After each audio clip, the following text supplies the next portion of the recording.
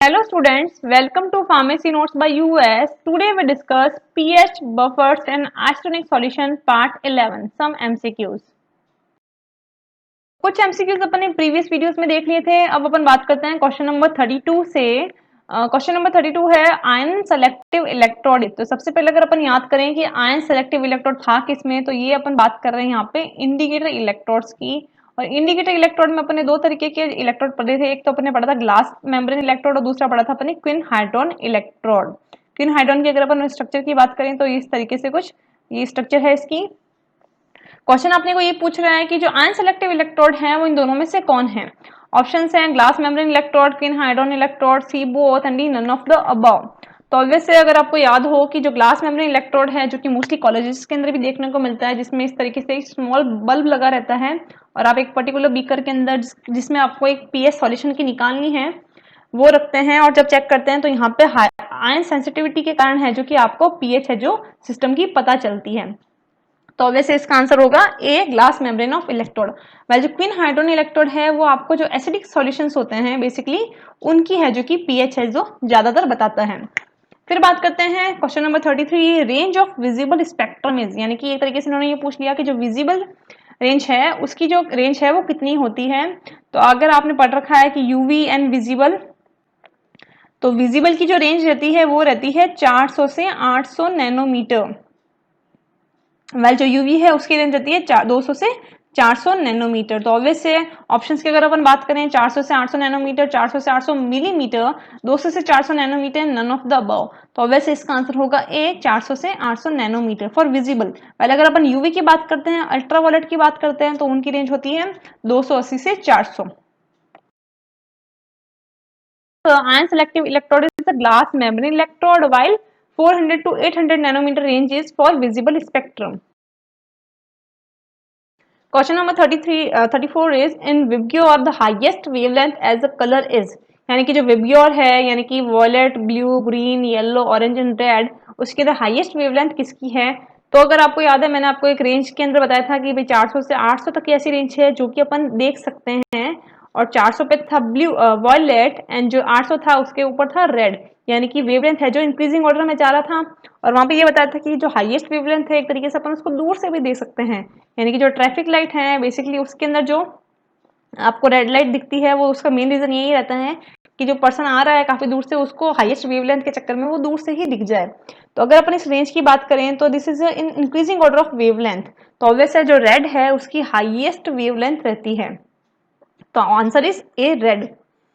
While अगर अपन बात करें if spectra sample colour red then for this absorb light colour is, यानी कि जो सैंपल कलर है अगर लाल कलर का दिखता है तो वो कौन सी लाइट है जो कि एब्जॉर्ब करता होगा। तो ये मैंने आपको कलरोमेट्री के अंदर बताया था कि जो सब्सटेंस हैं जो दिखते हैं वो तो उनकी रिफ्लेक्टेड लाइट होती है। जैसे कि मैंने आपको एग्जांपल दिया था वहां पे बनाना था कि बनाना अगर आपको येलो दिख रहा है तो ये उसकी रिफ्लेक्टेड लाइट है, बट एब्जॉर्ब को दूसरी कलर कर रहा होगा अपने आप को येलो दिखाने के लिए। तो ये कह रहा है कि कोई सैंपल है जो रेड है, सपोज कि आपका ब्लड है, तो ब्लड अगर रेड कलर का दिख रहा है तो वो एब्जॉर्ब कौन सी लाइट कर रहा होगा। तो ऑब्वियसली वो रेड तो होगी नहीं, वो कोई दूसरी कलर होगी एकदम ऑपोजिट में। ऑप्शन हैं green, yellow, red and orange. तो जो रेड कलर है अगर अपने को रेड कोई सैंपल दिख रहा है तो वो एक एब्जॉर्ब करेगा कलर, वो होगा ग्रीन। तो right answer is A. In Vibgyor highest wavelength is red and when sample have a red in color then the absorbed light will be green. तो here is the graph, यहाँ पे मैंने पूरा का पूरा चार्ट दे दिया है आपको कि अगर कोई कलर आपको ग्रीन येलो दिख रहा है तो वो वॉयलेट कलर एब्जॉर्ब करेगा, येलो कलर का दिख रहा है तो वो ब्लू एब्जॉर्ब कर रहा है, रेड का दिख रहा है तो वो ग्रीन एब्जॉर्ब कर रहा है, ब्लू कलर है कोई सैंपल का तो वो येलो एब्जॉर्ब करेगा, ग्रीन ब्लू है तो वो orange and again green sample है तो रेड, यानी कि एक दूसरे के ऑपोजिट कंटिन्यू चलेंगे। करते हैं अपन which light source use in colorimetry instrument, यानी कि कॉलरीमेट्री इंस्ट्रूमेंट की अगर अपन बात करें तो कॉलरीमेट्री इंस्ट्रूमेंट कैसा था कि सबसे पहले आपका जो बल्ब है वो आपने रखा, उसके बाद आपने एक स्लिट रखी, फिर आपने मोनोक्रोमेटर रखा, फिर आपने एक सैंपल रखा, सैंपल के बाद जो डिटेक्टर है उसने आपको रीडिंग बता दी कितनी पर्टिकुलर कंसंट्रेशन आपके सैंपल के अंदर है, जिससे आपने सिस्टम की जो कंसंट्रेशन है या पीएच है वो डिटेक्ट कर ली। कॉलोमेट्री के अंदर मैंने कहा था कि भाई ये बियर्स एंड लैम्बर्ट्स लॉ पे है जो कि फॉलो करता है। ये कहते हैं कि जितने ज्यादा सॉल्यूट होंगे एब्जॉर्बेंस उतनी ज्यादा होगी, और लैम्बर्ट्स ने कहा था कि जितनी ज्यादा पाथ लेंथ होगी जो ट्रांसमिटेंस है उतनी ही कम होगी। बट इसमें ये पूछा जा रहा है कि जो बल्ब है वो किसका मिलके बना होता है, तो जो कलरीमेट्री है उसके अंदर जो बल्ब होता है वो होता है टंगस्टन फिलामेंट लैंप का। तो आंसर इसका रहेगा A, tungsten filament lamp. While mostly जो ड्यूटेरियम लैंप है ये आपको जो यूवी स्पेक्ट्रम्स और होते हैं उसके अंदर देखने को मिलता है। फिर है question number 37, polychromatic lights convert into monochromatic light by, यानी कि जो पॉलीक्रोमेटिक लाइट्स हैं, यानी कि जैसे अपन बल्ब जलाते हैं तो ऑब्वियसली मैंने आपको भी बताया कि काफी सारे कलर्स निकलते हैं जिसमें एक पर्टिकुलर रिफ्लेक्टेड कलर होता है और एक पर्टिकुलर एब्जॉर्ब कलर होता है। अब अपना सैंपल क्या है, क्योंकि नाम ही कलरीमेट्री है तो अपना सैंपल कलर्ड होगा, तो उसके हिसाब से अपने को एब्जॉर्ब कलर उनको कौन सा देना है उसके हिसाब से अपन उसको पहले से ही रीडिंग चेंज करेंगे। तो जब रीडिंग चेंज करेंगे तो जो पॉलीक्रोमेटिक लाइट है उसमें से मोनोक्रोमेटिक लाइट्स में कन्वर्ट हो जाएगा, और वो लाइट पर्टिकुलर वही होगी जो कि एब्जॉर्प्शन के लिए जरूरी है। तो ये जो चीजें है वो किसके द्वारा होती है इंस्ट्रूमेंट के अंदर। ऑप्शन है filter, monochromator, C both, A and B and D, none of the above.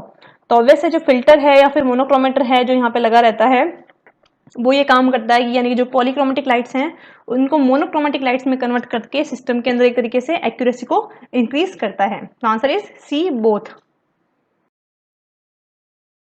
Answer, tungsten filament lamp used in a colorimeter instrument as a source of light, and filter and monochromator are used to convert the polychromatic light into monochromatic light.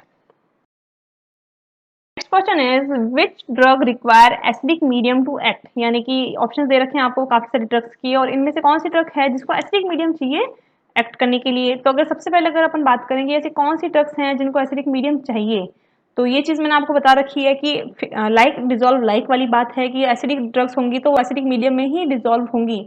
Options की अगर अपन बात करें, mandelic acid, benzoic acid, salicylic acid, सारी की सारी है जो कि एसिडिक नेचर है। मेंडलिक एसिड है जो कि एक्ने जो इन्फ्लेमेशन होती हैं उनको रिड्यूस करती हैं।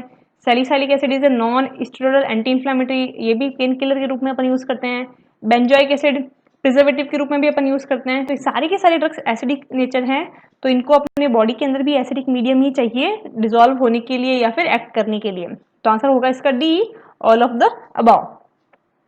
Question number 39 is, at which pH sodium benzoate shows maximum solubility? Sodium benzoate की बात करें तो again it is a preservative, एक कौन सी पीएच पे है जो अपनी मैक्सिमम सॉल्युबिलिटी दिखाता है। तो अगर आपको याद हो मैंने एप्लीकेशन ऑफ पीएच में आपको बताया था कि एक पर्टिकुलर पीएच पे जो ड्रग है वो अपनी हाईएस्ट सॉल्युबिलिटी शो करती है, इसलिए अपन पीएच को डिटेक्ट करते हैं ताकि अपने को ये पता चले कि अगर अपन को कोई सॉल्यूशन बनाना है तो उसमें ज्यादा से ज्यादा अपन एपीआई है वो कितना डाल सकते हैं। तो जो सोडियम बेंजोएट है उसके लिए पूछा जा रहा है कि ऐसी कौन सी पीएच है जिसपे अपन ज्यादा से ज्यादा इसको ऐड कर सकते हैं। तो ऑप्शन है 7 pH, 4, 2.3 and none of the above. तो जो सोडियम बेंजोएट है उसकी हाईएस्ट कंसंट्रेशन यानी कि 4%, यानी कि 4 ग्राम तक आप डिजोल्व कर सकते हो सोयाबीन में अगर आप उसको 7 पीएच पे मेंटेन करके रखो तो आंसर इसका रहेगा ए। वेल 2.3 पे या जो एसिडिक मीडियम है उसकी जो कंसंट्रेशन है 0.2 से 0.3 तक ही डिजोल्व हो पाती है। Answer, all are the example which require acidic medium to act, and 7 is the pH where sodium benzoate shows maximum solubility. Question number 40 is, at which pH morphine will not decompose even it exposed to 100 degree centigrade for 16 minutes? यानी कि again यहाँ पे एक बात की जा रही है कि एक ड्रग है एक पर्टिकुलर पीएच पे वो डिग्रेड हो सकती है और एक पर्टिकुलर पीएच पे वो स्टेबल भी रहेगी। तो वो कौन सी पीएच है जहाँ पे मॉर्फिन है जो कि खराब नहीं होगी चाहे आप उसे 100 डिग्री तक एक्सपोज कर दो 60 मिनट के लिए। मॉर्फिन की अगर बात करें तो again it is a pain killer, severe जो पेन्स होते हैं जैसे बॉन ब्रेक और में वहां पे मॉर्फिन दी जाती है। तो एक से कौन सी पीएच है जहाँ पे ये अब सबसे ज्यादा स्टेबल रहेगी। ऑप्शन है less than pH 5.5, 7, 10 and none of the above. तो पीएच जो 5.5 से कम अगर अपन मॉर्फिन के कोई भी सब्सटेंस को मेंटेन करके रखते हैं तो वो उसका जो एक्सपोजर है या जो कंटामिनेशन है या जो एक्सपोज्ड है वो कम से कम होगा। तो answer is A. Question number 41 is, Henderson Hasselbalch equations for acid is, यानी कि जो हेंडरसन-हेसलबैच इक्वेशन है जब अपन कैलकुलेट करते हैं एसिड्स के लिए तो लास्ट में जो अपने पास रिजल्टेंट इक्वेशन आती है वो क्या आती है। ऑप्शंस हैं pH equals to pKa plus log salt upon acid, pH equals to pKa plus log salt upon acid upon salt, pH equals to pKa plus salt upon acid and none of the above. तो वैसे जब आप उसको calculate करते हो तो आपके पास क्या आता है, यहाँ पे एसिटेट आयंस आते हैं और यहाँ पे आपके पास आता है एसिटिक एसिड। तो वैसे इसका आंसर होगा A, pH equals to pKa plus log salt upon acid. The answer, at less than pH 5.5 system make stable and pH equals to pKa plus log salt upon acid is the equation for acids as the Henderson-Hasselbalch equation. Question number 42 is Henderson-Hasselbalch equation for basis is, यानी कि जो base के लिए है वो कौन सी equation है। Option की अगर अपन बात करें pH equal to pKa plus log salt upon acid, तो ऑब्वियसली ये तो एसिड की बात कर रहा है तो ये तो होगी नहीं। दूसरी बात करते हैं POH equal to pKb plus log salt upon base and POH equal to pKb minus log base upon salt. तो अगर आप गौर से देखें equation number B and C लगभग सिमिलर है, बट यहाँ पे जो साइंस है वो वेरी कर दिए हैं, जिस कारण ये चीज है जो कि उलट पलट हो गई है। तो ऑब्वियसली इसका आंसर होगा बोथ बी एंड सी, यानी कि दोनों ही चीजें सही हैं अगर अपन इनके निशान की बात करें तो। B and C are the right equation for bases. Question number 43 is pH 7.4 comes from which ratio of the carbonic acid and bicarbonate in blood, यानी कि आपके ब्लड की जो pH होती है 7.4 ये कहाँ से आई, या फिर जो रेशियो है कार्बोनिक एसिड एंड बाइकार्बोनेट्स का जिससे pH 7.4 बनती है उनका कितना रेशियो, यानी कि कार्बोनिक एसिड कितना होता है और बाइकार्बोनेट है जो कितना होता है। ऑप्शंस की बात करें 20:1 यानी कि 20 पार्ट होते हैं कार्बोनिक एसिड का, 1 पार्ट होता है बाइकार्बोनेट का, B 1:20, C 20:5 and D none of the above. 20:5 बोल दो या 5:1 बोल दो, एक ही बात है। तो जो 20:1 है यानी कि अगर 20 पार्ट आप कार्बोनिक एसिड के लो और बाइकार्बोनेट का केवल 1 पार्ट लो तो आपके पास जो रिजल्टेंट पीएच आती है वो होती है 7.4। तो right answer is A. Question number 44 is at which pH diabetic coma occurs, यानी कि इस तरीके से बता रखा है कि आपकी जो बॉडी की जो पीएच है वो 7.4 है, अगर वो किसी कारणवश काफी कम या काफी ज्यादा हो जाती है तो आपकी बॉडी में बहुत ज्यादा लीथल इफेक्ट्स आने शुरू हो जाएंगे, और अगर बाई चांस ये 6.8 से भी कम हो जाती है तो जो पेशेंट है वो डायबिटिक कोमा के अंदर है जो कि चला जाएगा। तो क्वेश्चन आपको ये पूछ रहा है कि किस पीएच पे आपकी बॉडी है जो कि डायबिटिक कोमा में चली जाएगी। तो अगर किसी कारणवश आपकी बॉडी की जो पीएच है 6.8 से कम हो जाती है यानी कि ऑप्शन बी, तो पेशेंट है जो डायबिटिक कोमा में शिफ्ट हो जाएगा। Answer ratio 20:1 relate to pH 7.4 and below 6.8 diabetes coma occurs.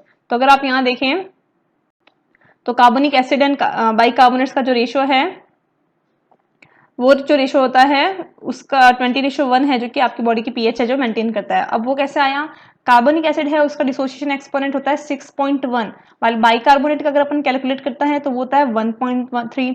तो जब आप दोनों को जोड़ोगे लाइक 6.1 प्लस 1.3 तो आपके पास क्या आएगा, ऑब्वियसली 7.4। तो right answer is 20:1। Question number 45 is in which method tonicity is calculated by adding water to the drug to make an isonic solution, यानी कहने का मतलब ये है कि इनमें से ऐसा कौन सा मेथड है जहाँ पे अपने को लास्ट के अंदर अगर किसी वॉल्यूम मेकअप करना है तो वहां पे अपने को वाटर भी ऐड करना पड़ता है, या वाटर कह दो या फिर NaCl का सॉल्यूशन कह दो, वो ऐड करना पड़ता है सिस्टम को लास्ट में आइसोनिक बनाने के लिए। ऑप्शंस हैं sodium chloride equivalent method, cryoscopic method, white Vincent method and potentiometric method. तो ऑब्वियस है जो व्हाइट विंसेंट मेथड है अगर आपको याद है वहां पे मैंने पढ़ा था, क्वेश्चन ये कहता है कि भाई 50 ml आपको ये सॉल्यूशन बनाना है, ये आपकी इतनी कंसंट्रेशन ऑफ ड्रग है, तो आप जब लास्ट में निकालते हो तो ड्रग के हिसाब से तो वो 30 ml तक ही आइसोटोनिक होता है, रिमेनिंग 20 ml है जो आप नॉर्मल पानी या फिर नॉर्मल NaCl का आइसोटोनिक सॉल्यूशन ऐड करते हुए उसकी वॉल्यूम है जो मेकअप करते हो। तो आंसर होगा इसका सी। वेल क्रायोस्कोपिक मेथड की बात करें तो जो फ्रीज पॉइंट मेथड है उसको ही क्रायोस्कोपिक मेथड कहते हैं। तो आंसर यहाँ पे हो जाएगा सी।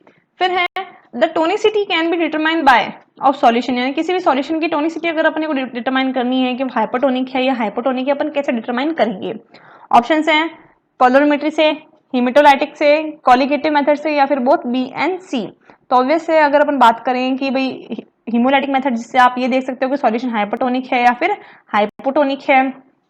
दूसरा आप ये भी देख सकते हो कि कॉलिगेटिव मेथड से कि कितनी कंसंट्रेशन आपको चाहिए किसी भी सॉल्यूशन को आइसोटोनिक बनाने के लिए। अब कॉलिगेटिव में भी 4 मेथड्स थे, सोडियम क्लोराइड हो गया, फ्रिज वाला हो गया, व्हाइट विंसेंट हो गया एंड मोलर कंसंट्रेशन वाले मेथड्स हो गए। तो ऑब्वियसली इसका आंसर होगा B, both B and C. Answer White Vincent method is used when drug have to make isotonic with the help of water, and both hematolytic and colligative method are used to determine the tonicity of that solution. Number 47 is determine the amount of NaCl to make 50 ml of isotonic solution, यानी कि NaCl की कितनी quantity आपको चाहिए जब आपको 50 ml of solution बनाना है isotonic.